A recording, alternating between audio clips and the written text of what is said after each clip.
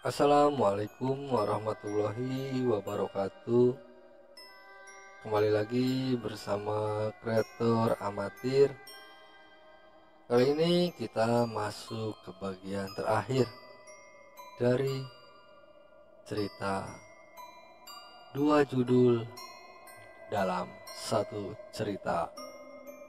Namun sebelum kita masuk ke ceritanya, alangkah baiknya kalau kita berdoa terlebih dahulu. Kita berdoa menurut kepercayaan masing-masing, dan berdoa pun kita mulai. Bismillahirrahmanirrahim. Allahumma inni nas'aluka salamatan fid din wa afiatan fil jasad wa ziyaratan fil ilmi wa barakatan di rizki wa taubatan qoblal maut wa rahmatan indal maut wa maghfiratan ba'dal maut. Allahumma hawin alaina fi syakaratul maut wan nazata minan nar wal afwa indal hisab. Sadaqallahul adzim. Berdoa selesai. Inilah ceritanya. Dengan memohon pertolongan dari Allah Subhanahu wa taala, dari tangan Kiai Husain dan Ustadz Sueb mengeluarkan cahaya putih yang sangat terang dan membuat makhluk itu merasa silau. Lalu dihempaskanlah cahaya putih tersebut kepada makhluk tersebut, dan seketika terdengar ledakan keras dan makhluk itu pun menghilang. Setelah di luar dirasa sudah selesai, Kiai dan Ustadz Sueb pun kembali ke dalam untuk melanjutkan dan membersihkan tubuh Sony. Setelah 1 jam, akhirnya Sony pun bisa disembuhkan. Melihat Kiai dan yang lainnya berada di sana, Sony pun merasa menyesal dengan apa yang sudah dia lakukan. Sony pun meminta maaf kepada keluarganya dan meminta maaf kepada Pak Kiai Husain dan murid-muridnya karena Sony tidak mendengarkan ucapan dan nasihat dari Kiai Husain dan yang lainnya. Saya minta maaf Pak Kiai karena tidak mendengarkan nasihat Pak Kiai, ucap Sony. Sebenarnya apa yang terjadi Sony? Tanya Kiai Husain. Saya terpancing oleh bayangan istri saya Pak Kiai, dan rasa dendam saya terhadap orang yang sudah memelet istri saya dan menghancurkan rumah tangga saya, ucap Sony. Lantas apa yang Sony lakukan sampai bisa seperti ini? Tanya Kiai Husain. Sony pun menceritakan awal mula dia mendapatkan mantra tersebut sampai dengan mengamalkannya. Sebelum saya pulang, waktu saya berada di pantai, saya melihat ada beberapa orang seumuran saya sedang membahas tentang ilmu pelet. Saya terus mendengarkan perbincangan mereka. Berbagai ilmu pelet mereka bahas di sana, mulai dari pelet yang tanpa ritual sampai pelet yang memerlukan ritual, bahkan sampai ritual khusus. Karena waktu itu hati saya masih belum sepenuhnya melupakan istri saya, jadi saya bermaksud untuk mendekat kepada mereka dan menanyakan tentang hal itu. Saya pun bertanya dengan masalah yang sedang saya alami.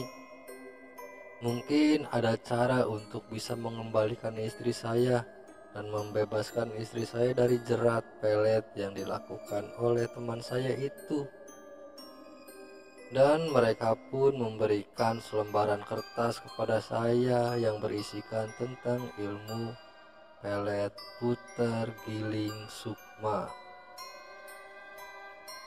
Saya selalu menyimpan kertas itu dan tak berani membuka dan mempelajarinya karena saya masih merasa takut. Makanya waktu itu saya beranikan menanyakan hal tersebut kepada Pak Kiai tentang hukum menggunakan pelet. Setelah saya mendapatkan jawaban dari Pak Kiai kalau menggunakan ilmu pelet itu hukumnya haram atau bisa mengeluarkan saya dari Islam. Makanya saya tidak menggunakannya. Sampai tiba saatnya saya pulang dalam pemakaman, saya kembali dihantui bayang-bayang istri saya yang sepertinya meminta saya untuk membebaskannya. Tetapi saya tidak tahu caranya bagaimana. Dalam kebingungan, saya mengingat dengan selembaran kertas yang berisikan putar giling tersebut. Menurut mereka, dengan mengamalkan putar giling bisa mengembalikan istri atau pasangan kita yang meninggalkan kita. Makanya saya menggunakannya untuk menolong istri saya dari jerat pelet tersebut. Namun semua yang saya lakukan bukannya mengembalikan istri saya kepada saya, malah mengembalikan istri saya kepada Sang Pencipta. Saya menyesal Pak Kiai sudah melakukannya. Maafkan saya Kiai, ucap Sony menangis menyesali perbuatannya. Iya Nak Sony, Bapak mengerti dengan apa yang sudah Nak Sony lakukan. Bapak juga paham dengan perasaan Nak Sony. Tapi seharusnya Nak Sony bilang kepada Bapak, Bapak bisa bantu kok tanpa harus ada orang yang tersakiti, ucap Kiai Husen. Kenapa di tempat Bapak tidak pernah mengajarkan hal semacam itu? Bukan tanpa alasan, tapi karena konsekuensinya yang sangat besar, Nasoni. Inilah yang Bapak takutkan apabila Bapak mengajarkan hal tersebut kepada murid-murid Bapak. Di samping yang namanya pelet dan semacamnya tergolong pada ilmu sihir, dan ilmu sihir itu hukumnya haram dilakukan dalam agama Islam. Bapak nggak mau membuat murid-murid Bapak menjadi murtad dengan mempelajari ilmu tersebut. Apa kamu mengerti Nasoni? Tanya Pak Kiai Husen. Sony pun mengangguk. Untuk teman-teman semua, jadikanlah pelajaran Nak Sony ini untuk kalian bahwa menggunakan ilmu tanpa adanya dasar dan pembimbing bisa mencelakai diri kita sendiri. Dan yang mau Bapak sampaikan pada Nak Sony menggunakan ilmu pelet putar giling tersebut untuk mengembalikan istrinya yang terkena pelet. Seharusnya itu tidak boleh dilakukan karena dalam tubuh dan pikirannya sedang dalam pengaruh makhluk lain. Kalau kita menyerang dengan ilmu seperti itu, sama saja kita membebankan pikiran target kita. Yang terjadi adalah kedua energi bertentangan dan pikirannya akan menjadi kacau. Dua ketentuan yang akan terjadi pada si target. Kalau tidak kehilangan akal, maka kehilangan nyawa. Tapi sukma mereka akan tersesat di alam lain sampai Allah benar-benar mencabutnya. Dan insya Allah untuk kedepannya tidak akan ada yang mengganggu Nak Sony lagi. Bertaubatlah atas apa yang sudah dilakukan Nak Sony. Memintalah ampun pada Allah Sang Pencipta segalanya. Perkokohlah keimanan Nak Sony kepada Allah. Insya Allah nah Sony akan terbebas dari gangguan-gangguan iblis yang terkutuk. Setelah semuanya selesai, Kiai dan lainnya melanjutkan mengaji di rumah Sony untuk menenangkan Sony dan keluarga, terutama mengirimkan doa untuk Yatna, adik bungsu dari Sony. Orang tua Sony tampak agak tenang dengan kondisi Sony yang sudah membaik, tidak seperti sebelumnya yang selalu menangisi Sony. Begitu juga Warto. Warto pun tidak pulang sampai rombongan Kiai Husein kembali ke pondoknya. Singkat cerita, setelah Kiai dan rombongannya meninggalkan kediaman orang tua Sony dan Warto sudah kembali ke kampungnya, kini Warto mendapatkan kabar kalau Yudi ditemukan meninggal dengan keadaan yang di luar nalar. Saat Warto melihatnya, Warto hanya bisa beristighfar. Astagfirullahaladzim. Innalillahi wa inna ilaihi rajiun. Semoga kamu mendapatkan pengampunan dari Allah atas segala yang sudah kamu lakukan, Yud, ucap Warto. Tubuh Yudi menghitam, mulutnya menganga dan matanya hampir keluar dari tempatnya. Dan yang membuat Warto begidik ngeri adalah di mana badannya terlihat bolong-bolong. Darah yang sudah menghitam menghiasi ubin rumahnya. Organ tubuhnya pun tampak rusak dan sebagian hancur dan mengeluarkan beberapa belatung dari bolong-bolong di tubuhnya. Karena tidak tega melihat, Warto pun meninggalkan tempat kejadian yang masih dipenuhi dengan orang-orang yang berbondong-bondong ingin melihat jasad Yudi yang sudah seperti itu. Lantas Warto memberikan kabar kepada Sony bahwa Yudi sudah meninggal dunia. Setelah dilakukan pemeriksaan oleh pihak kepolisian dan melakukan otopsi, kini jasad Yudi akan dikebumikan di kampung yang ditinggali Yudi saat ini, di mana kampung tersebut adalah kampung keluarga dari ayahnya Yudi, dan tidak memungkinkan untuk dimakamkan di tempat asalnya karena orang tua Yudi sudah meninggal dunia 5 tahun yang lalu. Ayahnya dimakamkan di sini dan ibunya dimakamkan di tempat asalnya Yudi.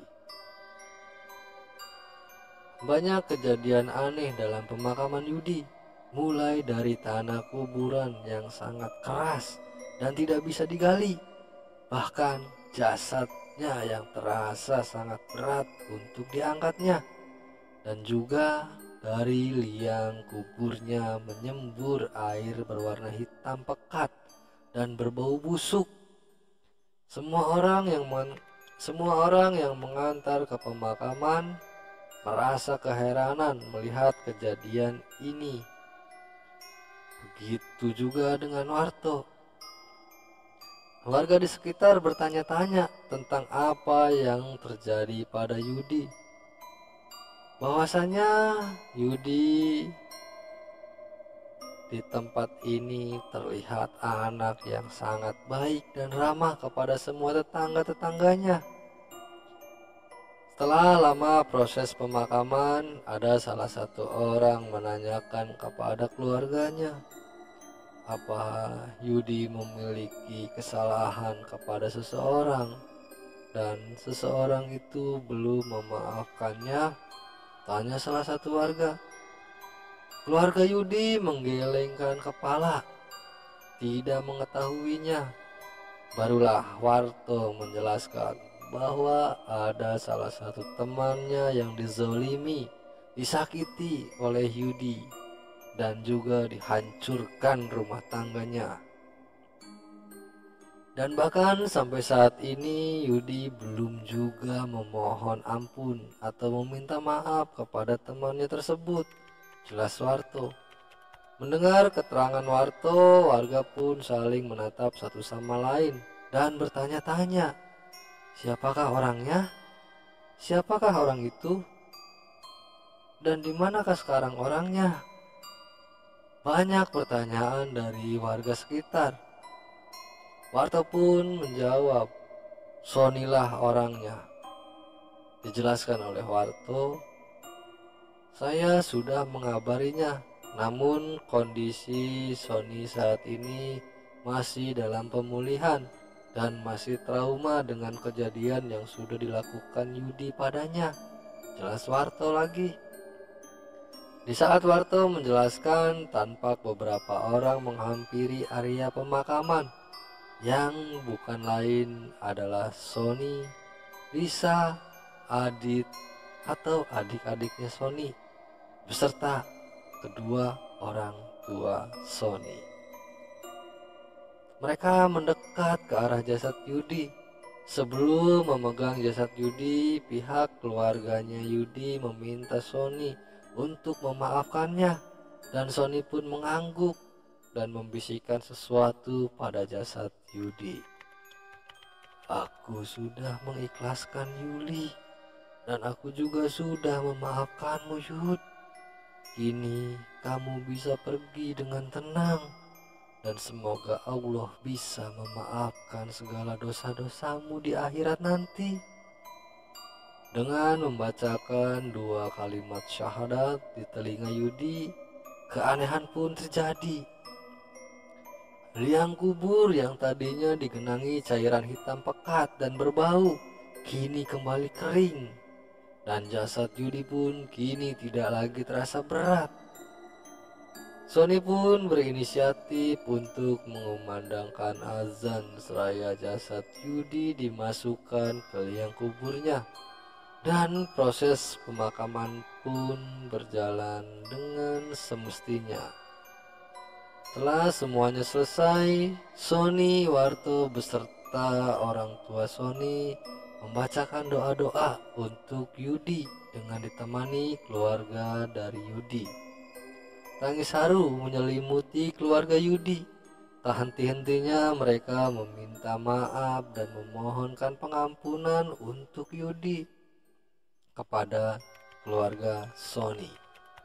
Keluarga Sony pun sudah memaafkan Yudi dengan ikhlas, dan Sony pun bermaksud mengunjungi makam istrinya. Tiada lain adalah Yuli setelah selesai dari makam Yudi, dan akan memanjatkan doa untuk Yuli. Setelah urusan Sony selesai, Sony pun kembali ke rumahnya yang ada di kampung tersebut bersama keluarganya dengan digandeng oleh Lisa dan juga adiknya. Bu Wiwit yang melihatnya menyambutnya dengan bahagia karena bisa bertemu kembali dengan Sony. Nak Sony, apakah ini Nak Sony? Tanya Bu Wiwit. Iya Bu, ini Sony, jawab Sony. Bu, sebelumnya saya mau mengucapkan terima kasih pada ibu karena sudah mau menjaga adik Sony yang cantik ini, ucap Sony. Bu Wiwit merasa keheranan mendengar penjelasan dari Sony. Adik Nak Sony? Bukannya si Neng ini yang mengontrak rumah Nak Sony? Tanya Bu Wiwit.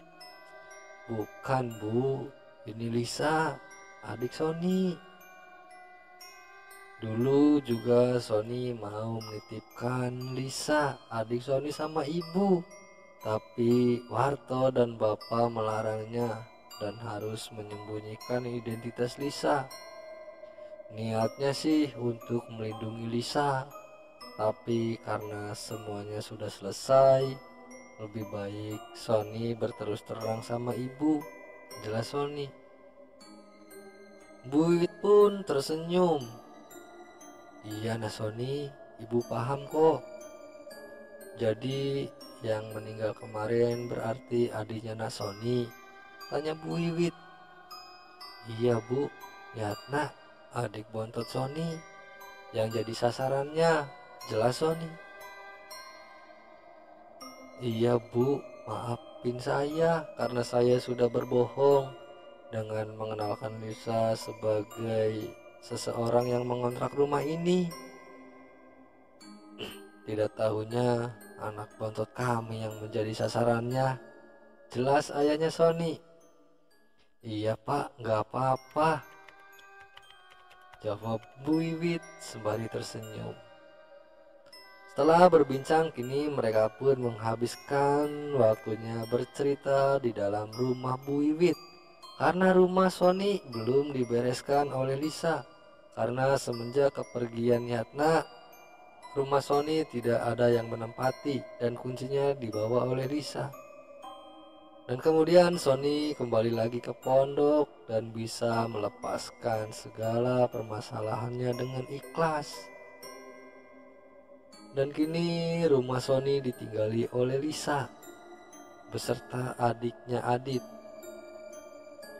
sampai Sony kembali nanti. Dan cerita pun berakhir dengan Sony bisa melepaskan kepergian Yuli dengan ikhlas. Terima kasih untuk teman-teman semua yang sudah menyimak, menonton, dan mendengarkan cerita-cerita dari Kang Holil. Seperti biasa, saya mohon dukungannya kepada teman-teman semua untuk membantu mengembangkan channel ini dengan cara klik subscribe, like, komen, dan juga share ke media sosial teman-teman semua. Dan jangan lupa nyalakan juga loncengnya untuk mendapatkan notifikasi dari channel ini. Sekali lagi saya ucapkan banyak-banyak terima kasih. Wabillahi taufiq wal hidayah. Wassalamualaikum warahmatullahi wabarakatuh.